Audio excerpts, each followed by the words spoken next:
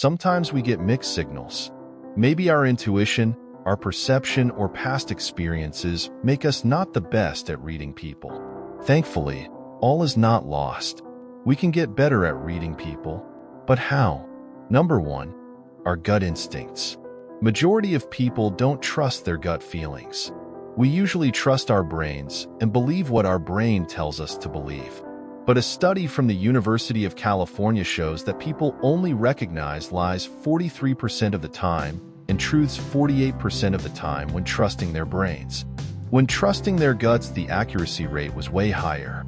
Trust your gut because first impressions are often accurate.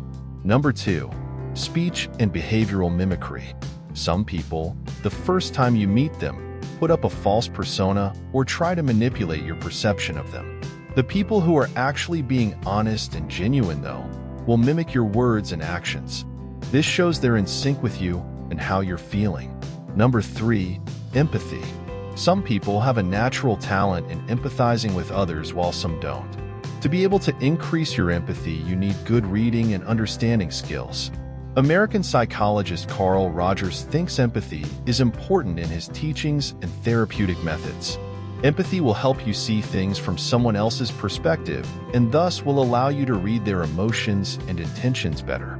Number 4 is appearance. Making judgments on appearance might feel shallow, but it can say a few things. We're like Sherlock Holmes. Number 5. Similar to number 2, body language is a major giveaway to someone's emotions. If someone's sad, they might suddenly have their head down with drooped shoulders. Are they anxious, sweating, pacing? Are they checking their phone? Maybe they're not into the conversation. Are their smiles just small grins? Pay attention and look deep into a person. Number 6, facial expressions. This aspect of body language can be hard to interpret. Sometimes each side of the face can give off two different emotions. Some are obvious. Upturned mouths and crow's feet often mean happiness and smiles.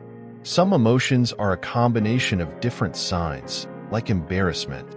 Some people, when they're embarrassed, smile. However, the lips are tighter than a happy smile. Lips might also be pulled tight when compassion is felt as opposed to sadness, when the lips are pulled down. While it's confusing, it's important to learn these subtle cues for a significant advantage in reading people. Hey, that dude is wearing prime conditions Jordans. Maybe he likes basketball, rap, or at least sneaker culture. People's appearances can give you subtle hints into their character. Do they wear lots of colors? Are they very well dressed or very sloppy? These can hint that they're organized and diligent or lazy and a slob. Number 7 is objectivity. With all these tips, it can lead to some bias. To successfully read someone, enter the situation objectively. Leave your past feelings of that person behind. Focus on what they're saying and how they're behaving in that moment. Our feelings can create a false impression of what they're conveying, especially negative feelings. And number 8 is patience. In order to read someone, it takes practice. People are complex. If you're in a conversation with them, they're likely also picking up on your cues as well. You can't be an immediate expert on someone or automatically assume everything about the other person. If the communication continues, they will open up at their own pace, and that's when you can figure out if you read them correctly or not. Thank you for watching, and don't forget to subscribe.